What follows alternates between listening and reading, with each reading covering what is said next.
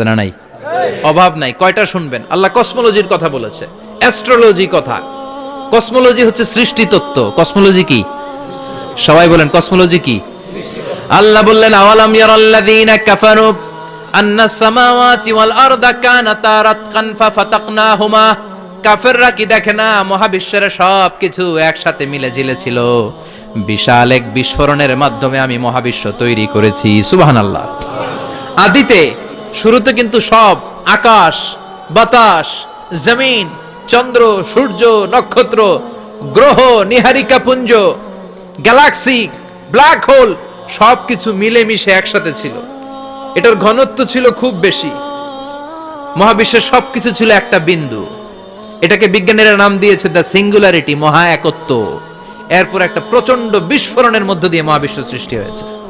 এটারে ওরা নাম দিয়েছে বিগ ব্যাং থিওরি। কি নাম? স্টিফেন হকিং সবচেয়ে বড় পদার্থবিজ্ঞানী ছিল। সে একটা বই লিখেছে, from the brief history of time, a brief history of time from big bang two black hole. সেখানে সে প্রমাণ করেছে কোরআনের এই আয়াত, কানাতা রাতকান, মহাবিশ্বের সবকিছু একটা বিন্দু ছিল। চাঁদ, সূর্য, গ্রহ, তারা সবকি ছিল। কথা বলেন, সবাই বলেন। একটা মাত্র বিন্দু ছিল। আল্লাহ বলেন, don't the disbeliever observe that the heavens and earth were joined together, then I separated with a gigantic sound, explosion. সব একসাথে ছিল, চাঁদ, তারা, আকাশ, নদী, নালা সব একসাথে।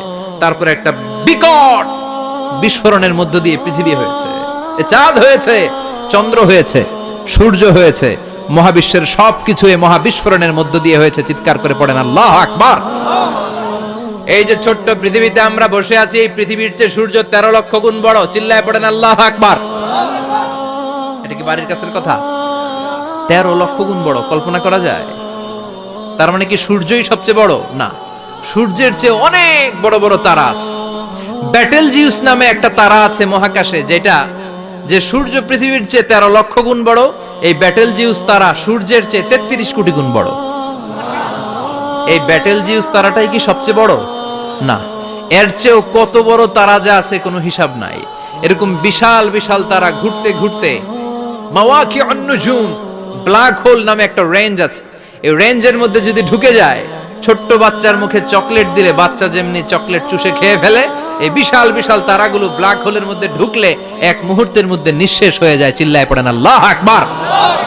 এজন্য আল্লাহ বললেন, ফালা উকসিমু বিমাওয়াকিউন নুজুম, এই তারকা নিঃশেষ হওয়ার যে জায়গাটা, এই জায়গার কসম আমি কোরআনের মধ্যে খেলাম। এই ব্ল্যাক হোলের রেঞ্জের ভেতরে তারা আসলে মুহূর্তের মধ্যে নিঃশেষ বানিয়ে দেয় কে? একটা তারার চেয়ে আরেকটা তারা বড়। এরকম হাজার কোটি তারা মিলে আমাদের গ্যালাক্সি। এই গ্যালাক্সির নাম হচ্ছে মিল্কি ওয়ে। কি নাম? আমাদের গ্যালাক্সির নাম কি? সবাই বলেন তো। Milky Way. কি নাম? এরকম একটা গ্যালাক্সি না, লক্ষ কোটি গ্যালাক্সি আছে। আমাদের গ্যালাক্সির পরে সবচেয়ে কাছের গ্যালাক্সির নাম অ্যান্ড্রোমেডা। কি নাম? এই অ্যান্ড্রোমেডা গ্যালাক্সি আমাদের গ্যালাক্সি থেকে 2.5 মিলিয়ন লাইট ইয়ার দূরে, মানে 25 লক্ষ লাইট ইয়ার। সুবহানাল্লাহ কইবেন না?